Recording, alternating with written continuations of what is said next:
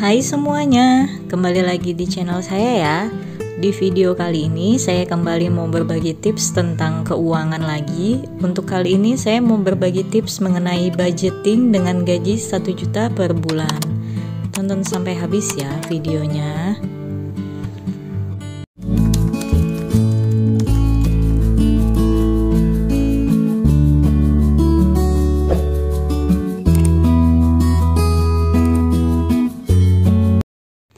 Jadi teman-teman, biasanya kan saya bikin budgeting untuk gaji saya yang normalnya itu 3 juta. Nah, kali ini saya mau coba bikin tips untuk budgeting gaji 1 juta.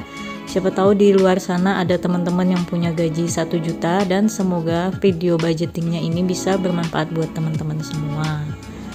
Dan seperti biasa, untuk yang pertama kita bikin dulu bannernya budgeting gaji 1 juta.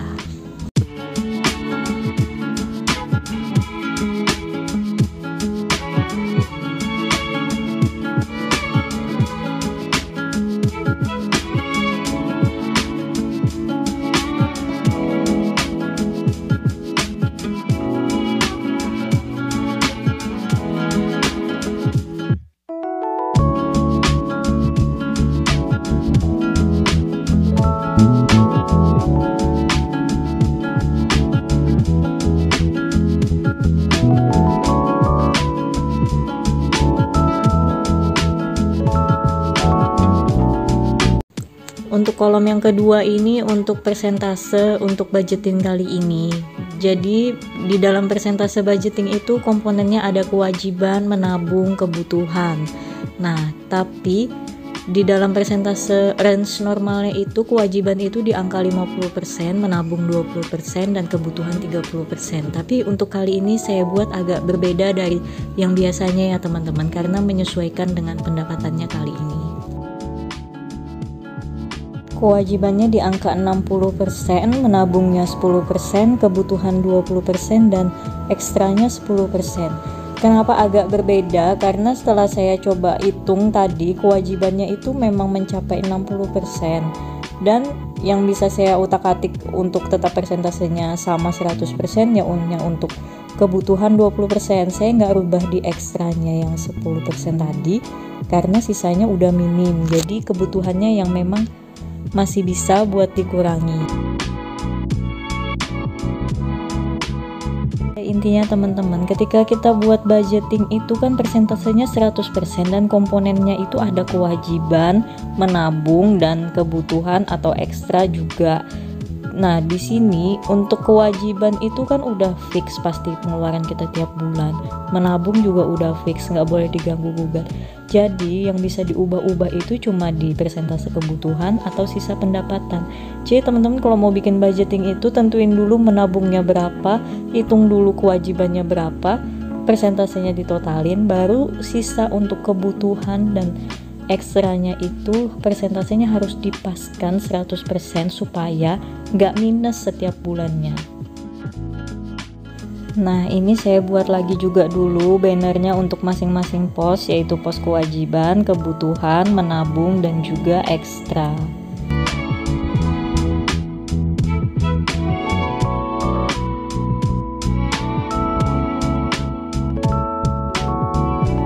Di sini untuk pos kewajiban itu terdiri dari kasih orang tua atau mama, lalu transport, dan juga yang ketiga itu untuk makan. Jadi transport dan makan itu saya masukkan di pos kewajiban ya teman-teman. Untuk kasih mama itu 100.000, transport saya budget 200.000, dan makan di budget 300.000. Kan di sini tinggalnya bareng orang tua, jadi makannya itu untuk makan ketika di kantor aja ya teman-teman. Dan saya saranin juga teman-teman kalau kerja mending bawa bekal, lebih hemat juga, kita bisa tentuin masaknya apa lebih enak. Saya aja sampai sekarang kerja itu setiap hari pokoknya selalu bawa bekal, padahal saya ngekos. Jadi saya tiap pagi itu bela-belain masak buat saya bawa bekal ke kantor supaya saya nggak beli, supaya saya lebih hemat. Untuk pos yang kedua itu tabungannya 10%, berarti 100.000.